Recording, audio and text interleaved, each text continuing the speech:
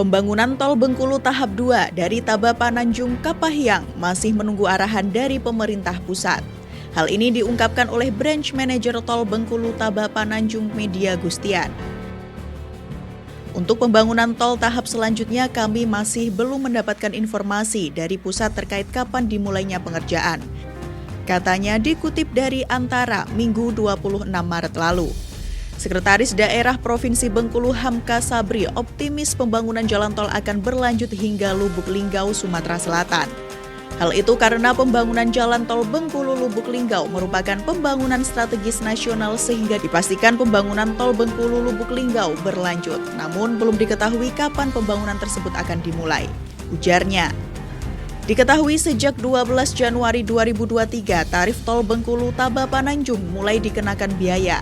Contohnya seperti untuk golongan pertama sekitar Rp22.000, golongan 2 dan 3 Rp33.000, serta golongan 4 dan 5 sebesar Rp44.000. Biaya tersebut dikenakan dari pintu masuk tol Bengkulu ke Taba Pananjung, begitupun sebaliknya. Kemudian untuk kendaraan yang diperbolehkan menggunakan ruas jalan tersebut yaitu kendaraan jenis yang bermuatan seperti batu bara dengan bak terbuka, diesel bak terbuka maupun kendaraan roda 4 lainnya dengan bak terbuka dilarang. Untuk kendaraan yang mogok di jalan tol, pihaknya akan menyediakan mobil derek dengan kapasitas 18 ton dan 25 ton yang akan dibawa hingga gerbang terdekat tanpa dikenakan biaya. Sebagai informasi, tol Bengkulu masuk dalam pembangunan Trans Sumatera dengan ruas Lubuk Linggau, Curup, Bengkulu sepanjang 95 km. Pembangunan tol tersebut terbagi ke dalam 3 seksi. Seksi pertama Bengkulu Taba Penanjung yang memiliki panjang 17,6 km. Seksi kedua yaitu Taba Penanjung Kapahyang sepanjang 23,7 km. Dan seksi ketiga Kapahyang Lubuk Linggau dengan panjang 54,5 km. Seksi pertama Bengkulu Taba Penanjung resmi dibuka pada 23 Desember 2022, diresmikan oleh Gubernur Bengkulu Rohidin Mersyah.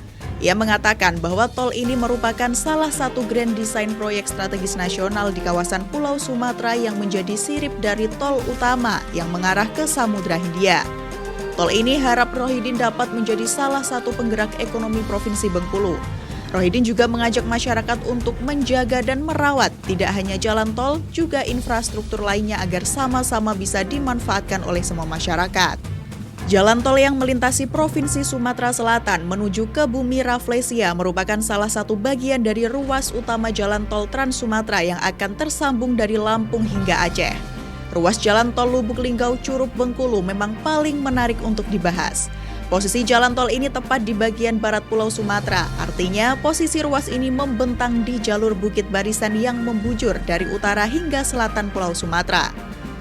Data dari Badan Pengatur Jalan Tol, pilar yang akan menopang jembatan ini tingginya mulai dari 45 meter hingga 90 meter. Kontur lembah yang curam di sekitar wilayah Bukit Barisan juga membuat jembatan ini akan jadi pemandangan menarik. Bisa dibayangkan lembah seperti apa yang akan dibelah oleh tol ini nantinya. Jembatan yang panjang melalui lembah curam bisa jadi ini akan menjadi jembatan tinggi seperti di film.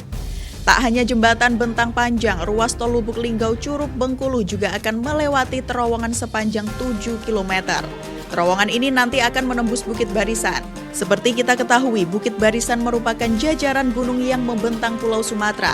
Sedikitnya ada 40 gunung Bukit Barisan yang berjejer sambung menyambung memanjang sejajar di Pulau Sumatera. Data dari BPJT, terowongan tol paling sensasional di Pulau Sumatera ini berada pada ruas tol Lubuk Linggau Curup Bengkulu dengan kedalaman mencapai maksimal 352 meter. Bisa dibayangkan bagaimana kita berkendara di tengah terowongan yang kedalamannya tidak biasa ini. Kehadiran jalan tol Lubuk Linggau Curup Bengkulu juga akan terintegrasi dengan Pelabuhan Bai, di mana nantinya bisa dimanfaatkan secara maksimal untuk pengembangan ekonomi daerah dan konektivitas wisatawan yang berkunjung ke Bengkulu. Proyek pembangunan jalan tol ini termasuk pembangunan strategis nasional sehingga Presiden Joko Widodo mengamanatkan pelaksanaan PSN bertujuan untuk meningkatkan pertumbuhan ekonomi, pemerataan pembangunan, kesejahteraan masyarakat, dan pembangunan di daerah. Menteri PUPR Basuki Hadi Mulyono juga menyampaikan kehadiran jalan tol yang terhubung dengan kawasan-kawasan produktif seperti kawasan industri, pariwisata, bandara, dan pelabuhan akan dapat mengurangi biaya logistik, serta meningkatkan daya saing produk dalam negeri. Nah, itu tadi yang bisa Naratif sampaikan dalam video kali ini. Silahkan tulis pendapat kalian di kolom komentar di bawah ini. Sampai bertemu di video channel Naratif selanjutnya ya. Terima kasih.